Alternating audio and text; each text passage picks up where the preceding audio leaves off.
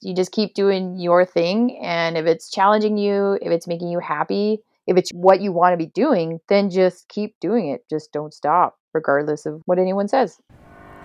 You're listening to Femcanic Garage, the podcast that features women in the automotive and motorsports industries.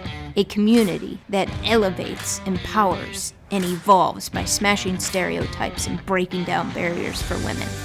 I'm your host, Jamie Blossman. Buckle up for the ride, Femcanics.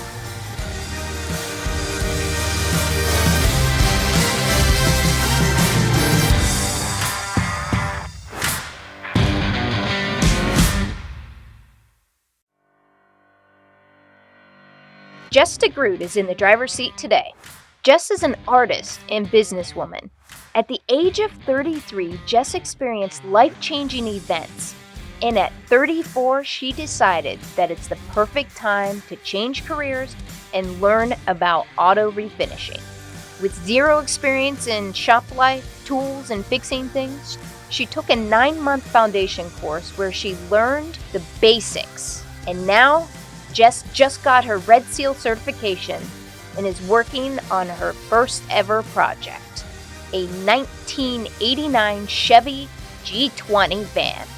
Now let's sit back and enjoy the ride.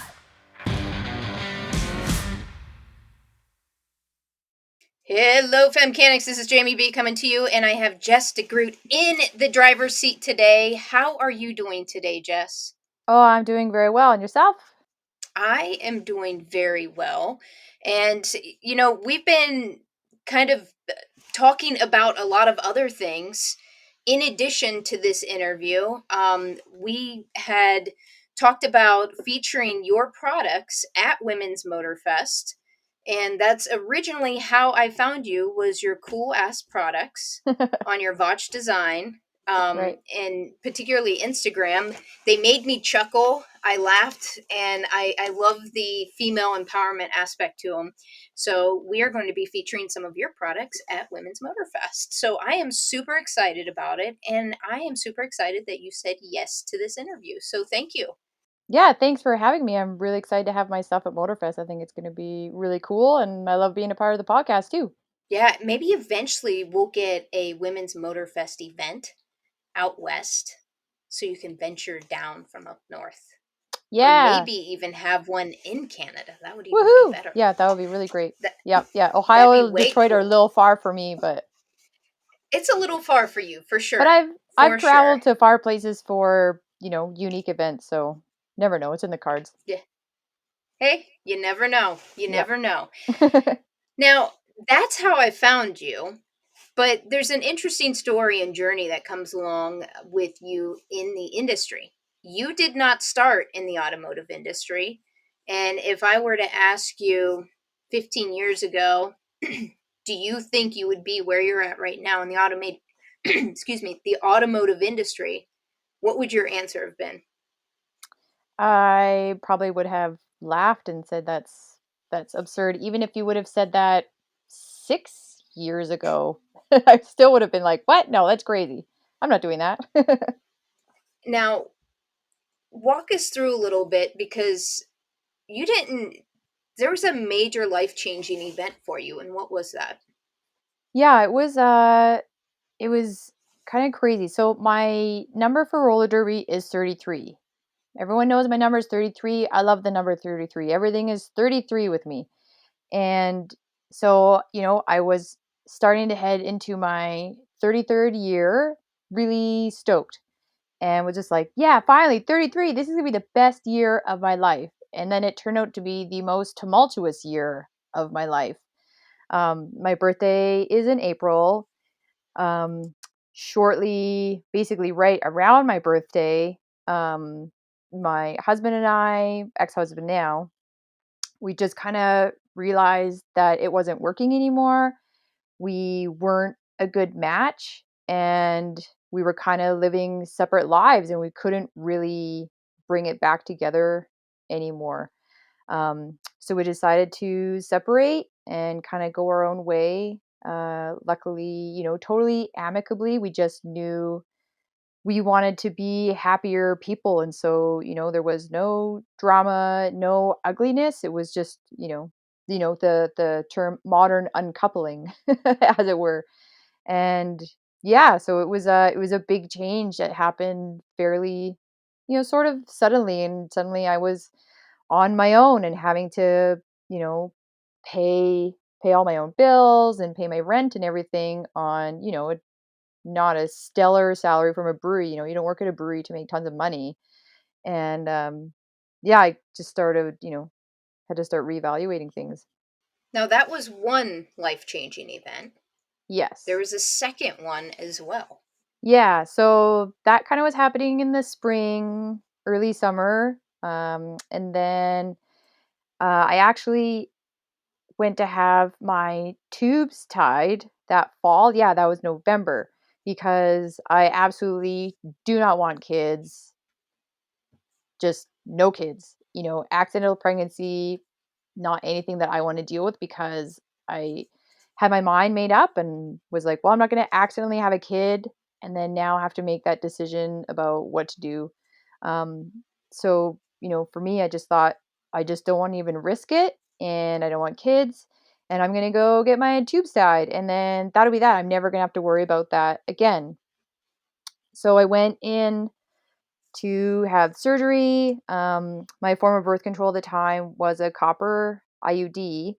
And when the original gynecologist had put it in years and years ago, he had basically cut the strings right off. And the strings are what a future gynecologist uses to remove the IUD and then, insert a new one or whatever might be happening.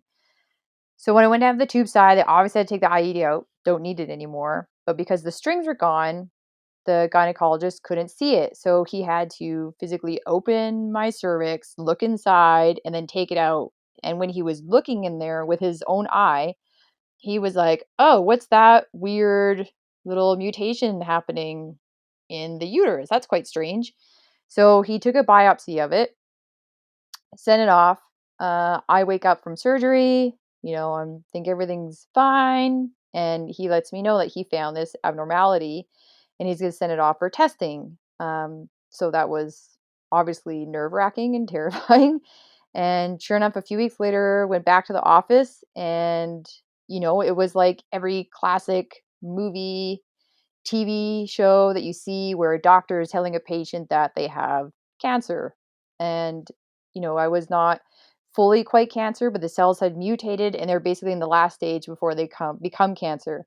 And your ears start ringing, you can't really hear the doctor anymore. Everything just gets really hollow sounding and it's cliche, but it's really what it's like. And so he went on to say that because I'd already had the tubes tied, I obviously wasn't gonna have kids. I should go ahead and just get a hysterectomy to remove my uterus and my cervix so that, so otherwise I would have to go through radiation and chemo and all this stuff. And he's like, what's the point of trying to save this organ if you don't want to have kids anyway? Let's just do a Hmm. hysterectomy and remove it. And, I was like, yeah, let's do it. I mean, periods are the worst anyway, so may as well not have to live with that anymore. So that was the road that we went down. And 3 months later, I was going for surgery again and had the hysterectomy. So yeah, it was just about a year because it was April through to kind of February, March, April again by the time I was, you know, finishing up my second surgery and into recovery. What would you tell women if they are going through, let's just say, a life changing event like that? Now that you're kind of on the other side of it and you can look back and reflect, what would you tell women that may currently be in this shit versus through it? I think there's lots of cliches, like if what you're doing doesn't scare you, it's not the right thing, things like that. Or what doesn't hurt us only makes us stronger, all those silly phrases that, sometimes they kind of lose their meaning. You hear them so much, but they're really honestly true. And if you're not being challenged in your career, in your job, in some way that keeps you engaged and interested in it, then maybe it's not the place for you. It doesn't mean that you need to be this like power, business person where you're having your own business and working tons and tons of hours because you're trying to build this empire. I mean, I don't personally want to do that. I'm happy to just work my 8:30 to 5:30 Monday to Friday job. I don't want to take over the world. But yeah, I want something that keeps my brain engaged during the day. And I think that if that's not happening for you, then it's okay to evaluate and to change gears. And you're not too old to do something different and to go after what you really want. My name is Jess de Groot. I am a Red Seal automotive refinisher, and I'm a Femcanic. Hey Femcanics, this is Jamie B. Thanks for listening to the preview. If you would like to listen to the complete interview, we provided 2 convenient links below that will link directly to this episode. These links take you to Spotify or Apple Podcasts. You can always go to your favorite podcast listening platform and search for Femcanic Garage. While you're there, if you don't mind, hit that subscribe button and give us a rating. It helps the podcast reach more women. And just know, we appreciate you and your support. This is Jamie B signing off. Are you a Femcanic?